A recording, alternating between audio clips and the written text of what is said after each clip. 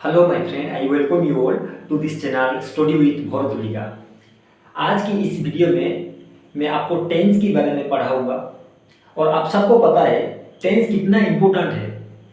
English बोलते ही हमको सबसे जो प्रॉब्लम होता है ना, ये टेंस के बारे में ही प्रॉब्लम होता है। अगर आप एक स्टूडेंट हो या अगर आप कोई कॉम्पिटिटिव एग्जाम की प्रिपेयर कर रहे हो या अगर आप इंग्लिश को अच्छे से समझना चाहते हो, कोई बुक पढ़ते हो तो आपको अच्छे से समझ में नहीं आता है, तो उसका एक बहुत ही बड़ा कारण होता है एक टेंस।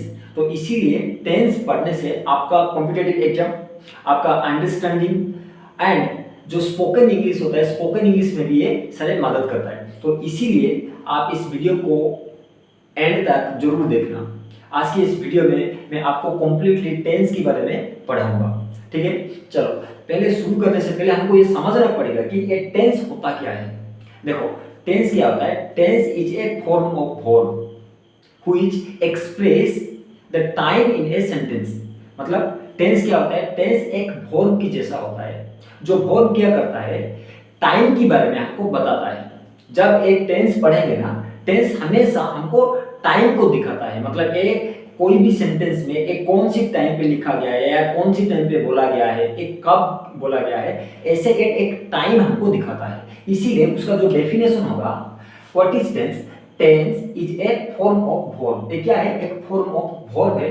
वो क्या करता है, ये एक्सप्रेस करता है। क्या करता है, टाइम एक्सप्रेस करता है। कहाँ पे, सेंटेंस में। सेंटेंस में हमको क्या दिखाएगा, टाइम के बारे में हमको ये दिखाएगा। ठीक है, उदाहरण के तौर पे देखो, इंडिया हार्ड लॉस्ट। देखो ये हार्ड लॉस्ट लिखा गया है। The world test championship WTC। आप वेरी रिसेंटली इंडिया जो टेस्ट क्रिकेट था उसमें हार गया ऑस्ट्रेलिया के सामने। तो वहां पे तुम देख सकते हो कि ए इंडिया हार्ड लॉस्ट, ये जो हार्ड है ये एक वर्ब है और ए लॉस्ट ये मेन वर्ब है, ये हेल्पिंग वर्ब है। ये दोनों क्या दिखाता है, पास्ट की परफेक्ट टेंस को ये दिखाता है। मतलब पास्ट में कोई कंप्लीट हो गया है। ठीक है, ऐसे ही क्या करता है, ये टाइम दिखाता है।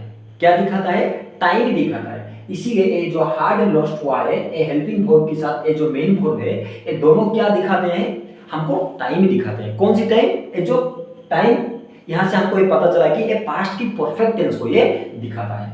समझ में आ गया। इसीलिए जब हम अच्छे से टेंस को पढ़ेंगे तो टेंस को पढ़ने से हमको क्या क्या फायदा होगा, स्पोकन इंग्लिश में डेफिनेटली एक फायदा होगा। उसके साथ साथ जो कॉम्पिटिटिव एग्जाम हो गया, जितने भी तुम, चाहे तुम स्कूल स्टूडेंट हो या चाहे तुम कॉलेज स्टूडेंट हो या तुम यूनिवर्सिटी स्टूडेंट हो, जो भी, अगर टेंस पढ़ने से क्या होता है, आपका कोई भी एग्जाम जो ग्रामर रिलेटेड, इंग्लिश रिलेटेड आएगा ना, तो आपको यहाँ पे मदद करेगा। उसके बाद जो बेटर अंडरस्टैंडिंग, बहुत टाइम ऐसे होता है कि जो हम पढ़ते हैं हमको अच्छा से समझ में नहीं आता है। उसका एक बहुत ही बड़ा कारण ये है कि हमको टेंस समझ में नहीं आता है। इसीलिए टेंस पढ़ने से ये सारी चीज आपका क्लियर होगा। ठीक है, अब पहले हम ये समझते हैं कि एक टेंस कितना तरह का होता है। देखो टेंस क्या होता है, टेंस ज्यादातर 3 तरह का होता है। ठीक है, ये 3 तरह का टेंस क्या है, फर्स्ट है प्रेजेंट टेंस, उसके बाद पास्ट टेंस, उसके बाद फ्यूचर टेंस। ये जो फ्यूचर को हम टाइम कंसीडर करते हैं, फ्यूचर को हम टाइम कंसीडर करते हैं, ना कि टेंस कंसीडर करते हैं। फ्यूचर को इसीलिए टाइम कंसीडर किया जाता है क्योंकि फ्यूचर के लिए कोई स्पेसिफिक हेल्पिंग वर्ब नहीं है।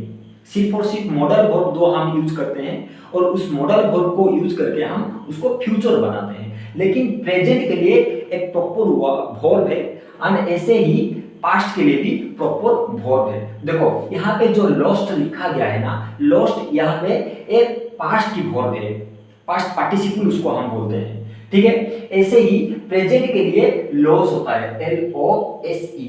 ये जो लॉस है एक प्रेजेंट में है, ये मेन वर्ब है। ठीक है, लॉस से ये लॉस्ट हुआ है। ठीक है, इसीलिए ये पास्ट में है, एक प्रेजेंट में है, प्रेजेंट में ये पास्ट में है। लेकिन फ्यूचर के लिए ऐसा कोई कंप्लीट वर्ब, मतलब ऐसे कोई सेपरेट वर्ब नहीं है। अगर हमको ये फ्यूचर बनाना पड़ेगा ना, वहां पे हम क्या इस्तेमाल करेंगे, आइदर विल इस्तेमाल करेंगे, नहीं तो शाल इस्तेमाल करेंगे और उसके बाद लॉज लिखेंगे। तो इसीलिए यहाँ पे हम उसको ज्यादातर फ्यूचर को हम टाइम कंसीडर करते हैं। ठीक है, ये तो समझ में आ गया।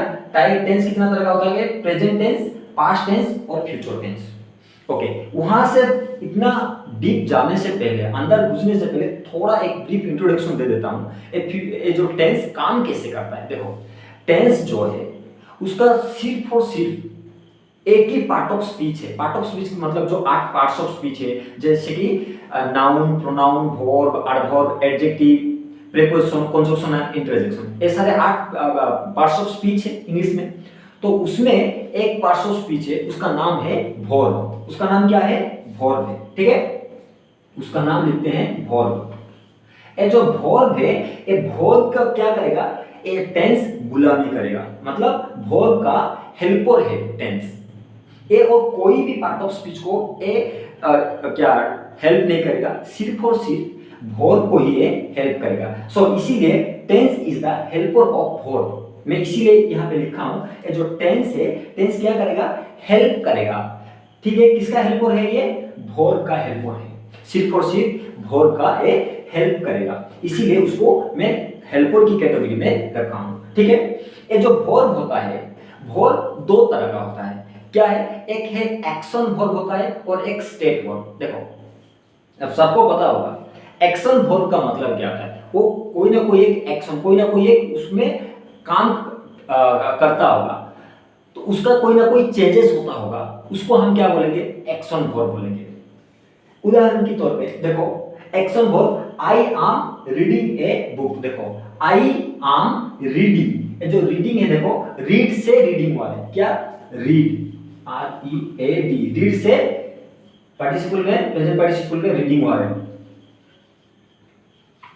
ये वर्ब क्या, ये मेन वर्ब जो रीड था, रीड से रीडिंग हुआ है, तो ये चेंज हुआ है, तो ये है, ये एक एक्शन वर्ब है। ऐसे ही स्टेट वर्ब क्या दर्शाता है? स्टेट वर्ब का मतलब एक कंडीशन दिखाएगा। क्या करेगा? एक कंडीशन दिखाएगा, उसको हम स्टेट वर्ब मानते हैं। उदाहरण के तौर पे यहाँ पे देखो, आई एम ए स्टूडेंट। ये जो आई एम जो है, आम क्या है? एक स्टेट वर्ब है, और इस सेंटेंस में ये एक मेन वर्ब है। मेन वर्ब है और स्टेट वर्ब है, ये हमको क्या दिखाता है? एक कंडीशन दिखाता है, एक सिचुएशन दिखाता है। ये स्टेट करता है क्या? वो एक स्टूडेंट है, मैं एक स्टूडेंट हूं, इसीलिए उसको हम क्या बोलते हैं? स्टेट वर्ब बोलते हैं। ऐसे ही आप सबको पता होगा वर्ब जो है 2 तरह का होता है, जो मोस्टली जो एक क्या है? मेन वर्ब, जिसको हम एक्शन वर्ब बोलते हैं, और दूसरा एक्जुलरी वर्ब। जो एक्जुलरी वर्ब में भी 2 तरह का, जो प्राइमरी एक्जुलरी और मॉडल एक्जुलरी। जो प्राइमरी एक्जुलरी जो वर्ब है ना, जो बी वर्ब हो गया, क्या क्या, जैसे कि क्या लिखे, देखो बी वर्ब में क्या क्या आता है? आम, इज, आर, ऐसे ये सारे प्रेजेंट में आता है। और पास्ट में क्या आता है? वाज एंड वेयर, ये पास्ट में आता है। और बी, बीइंग और बीइंग, ये सिंपल एक बी वर्ब। ये सारे के सारे जो है, ये सारे बी वर्ब है।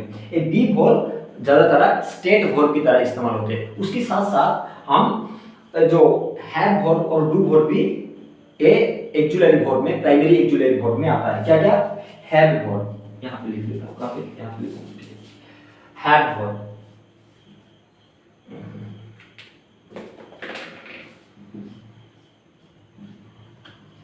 हैव वर्ब क्या क्या है?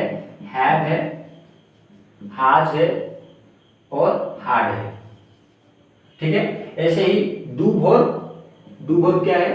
डू है, डिड है और डोज, ऐसा है। हैव वर्ब, डू वर्ब और ये जो be verb, am, is, are, was, were, be, being, being, ये सब क्या है? प्राइमरी एक्जुलरी वर्ब है। ये सारे के सारे प्राइमरी एक्जुलरी वर्ब है।